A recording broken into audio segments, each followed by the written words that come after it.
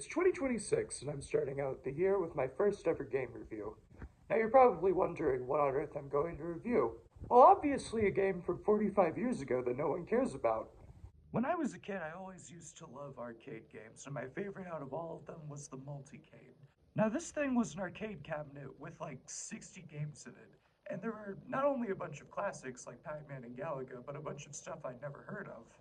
It introduced me to so many games that I still love today, like Mappy, Xevious, 1942, Burger Time, Frogger, Shaolin's Road, and so many other classics. But the one that captivated me the most was 1981's Donkey Kong. I don't think it's an exaggeration to call Donkey Kong one of the most important arcade games ever created. In fact, I would say it's the third most important behind Pong and Pac-Man. Not only is it the first Donkey Kong game, it's also the first Mario game, one of the first platforming games, the first arcade game with multiple levels, and the first successful Nintendo game in America. I played it non-stop as a kid in the arcades, and then I bought it on the Wii U Virtual Console. That unfortunately was the NES version, which is okay, but it's just not the same as the arcade if you ask me. Speaking of the NES version, the footage you'll see in this video is all from that because it was the only thing I could easily emulate.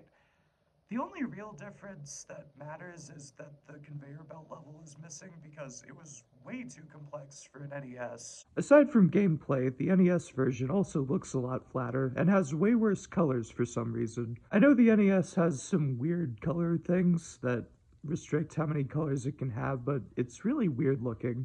I have literally dozens of hours in the original Donkey Kong game, which is amazing considering that it only takes like 10 minutes to beat. But for this video, I decided to come back for just one question that I had. Does it hold up today? And the answer I have is kinda? I mean, it's still decently fun to play nowadays, but it's not like Pac-Man where you can just go back to it and still have fun. There are a lot of weird things about it that just don't hold up at all nowadays. The biggest example of how outdated this game is that Mario can take fall damage. No, I'm not joking. In fact, it wasn't until his next game, Mario Bros., where he became immune to the consequences of jumping off 10-story buildings. I know there are other Mario games with fall damage, but A, those games only do damage, they don't kill you immediately, and B, they let you fall more than 10 feet.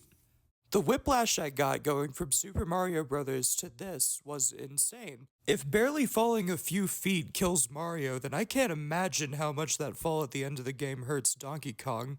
There are 4 levels in this game. One is the classic famous ladder climbing level. One is this one with elevators and this weird spring thing that kills you immediately if you hit it. One is the aforementioned level where you make a monkey fall to his doom. And the other is a conveyor belt level, which the NES version doesn't have. I've played the conveyor belt level the least by far, but honestly that's okay because it's really easy from what I remember. It's really cool, but I don't have much to say about it anyway. My favorite of all of the levels has to be the first one. I mean, aside from the fact that it's one of the most famous levels in video game history, it's just fun jumping over the barrels and climbing up the ladders. The funniest part of the entire level is the barrel that spawns infinite fire enemies at the bottom in case people were too afraid to climb. You can also pick up hammers on this level, but to be honest, I've never found them that useful. You can't climb with them or jump, so most of the time you just end up wasting time. My least favorite level, on the other hand, is the elevator and spring level. I will admit a large part of my distaste for it is that it's the only level that became a smash stage, when literally all of the others would have been so much better. Another thing is it's the most likely place where you'll die from fall damage. Other than that, the fire enemy at the very start is really annoying, the elevators are really slow, and getting by the spring thing feels like complete luck. The last one, though, luckily, is on a similar level of quality to the first one. All you have to do is walk over the 8 yellow things and the big 8 comes falling down. Unlike in the first level, the hammer can actually be really useful here. Sometimes the fireballs will block your way and you have to clear a path, and the hammer's perfect for it. Also, for some reason, the fire enemies have a completely different design in this one compared to the other levels. I have absolutely no idea why. I really like the way that this game looks. Sure, it just has a black background, but I mean, Pac-Man and Burger Time do, and they both look really good. Sometimes the background can be way too busy and it can make it hard to tell what you're looking at. Even games nowadays sometimes have this problem. Halo 5, I'm looking in your direction. But if the background is all black, everything sticks out really well and you can tell what everything is. The sprites and animations are all great, especially Donkey Kong's. There's just something so hateable about him. He feels like such a menace, and it makes it so much more satisfying to drop him off a building. I feel a little bit bad for saying that, actually. And with that, I feel like it's time for me to conclude how I feel on the game. And overall, I think it's okay.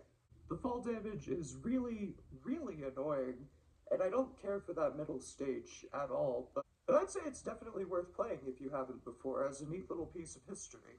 I will give you one piece of advice if you're new to it, though, and that is, don't expect it to be anything like the Super Mario games. I mean, it's a really slow game where you move from down to up instead of left to right. I wouldn't even say that it's like the best Mario arcade game. I would say Mario Bros. And Wrecking Crew are both miles better than this.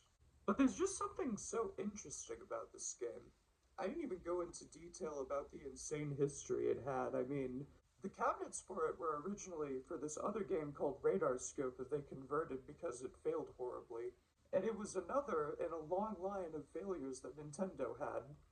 I think it's great that this game exists because we wouldn't have Nintendo as it is today. If it wasn't for this one super dated, janky game, then we wouldn't have Mario, Zelda, Pikmin, Metroid, Kid Icarus, or any other great franchises that Nintendo has made. And so, I will be giving this game a 6 out of 10. It's okay. Thank you all so much for watching. I'll see you in the next video.